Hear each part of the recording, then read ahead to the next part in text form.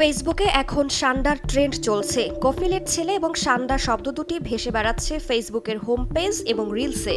কফিল শব্দটি দিয়ে বোঝায় মধ্যপ্রাচ্যে কর্মরত বাংলাদেশি শ্রমিকদের নিয়োগকর্তাকে। তাদের ছেলেদের, বিশেষ করে ছোট ছেলেকে ঘিরে এখন নানা রসিকতা ও আলোচনা চলছে। আর এই আলোচনার সঙ্গে জড়িয়ে গেছে সান্ডা নামক একটি প্রাণী।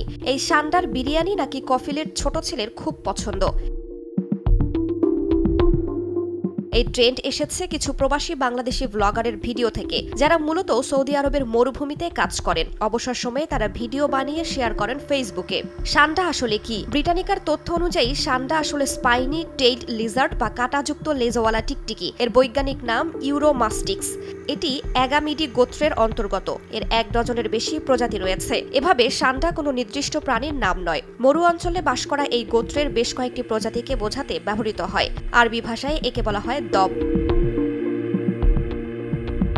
মরুভূমিতে বসবাসকারী এই গোত্রের লিজার্ডদেরই সাধারণভাবে সান্ডা বলা হয়। এরা সাধারণত উত্তর আফ্রিকা থেকে শুরু করে ভারত পর্যন্ত বিস্তৃত শুষ্ক ও আধা শুষ্ক পরিবেশে বাস করে। সৌদি আরবের মরুভূমি এদের অন্যতম প্রাকৃতিক আবাসস্থল। দিনের বেশিরভাগ সময় এরা রোদ পোহায় এবং সন্ধ্যা হলেই গর্তে ঢুকে পড়ে। বিপদ টের পেলে পাথরের খোঁজে আশ্রয় নেয়। সেখান থেকেই এরা গাছের পাতা বা ফলমূল খায়। মাঝে মধ্যে ছোট পোকামাকড়ও খায় এরা। এই সরীসৃপের শরীর গিরগিটির মতো। তাপমাত্রা ও ঋতু ভেদে এরা রং বদলাতে পারে। ঠান্ডায় এদের গায়ের রং গাঢ় হয়, যাতে সূর্যের তাপ বেশি শোষণ করতে পারে।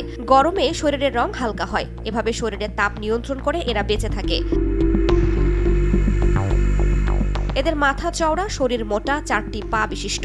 বড়দের গড় দৈর্ঘ্যে 25 থেকে 30 সেন্টিমিটার। লেজ মোটা এবং কাঁটায় ভরা। এই কাঁটা শিকারীকে ভয় দেখাতে বা আঘাত করতে ব্যবহৃত হয়। আত্মরক্ষার জন্য এরা গর্তে ঢুকে লেজ বের করে তা হিংস্রভাবে দোলাতে থাকে। সব প্রজাতির সান্ডা ডিম পারে। প্রাপ্তবয়স্ক অবস্থায় এরা নিরামিষভোজী। মরুভূমির বেদুইন বা স্থানীয় গোষ্ঠীর মানুষ এই সান্ডা ধরেন এবং কেউ কেউ এগুলো খান। কেউ কেউ সান্ডার বিরিয়ানিও রান্না করেন।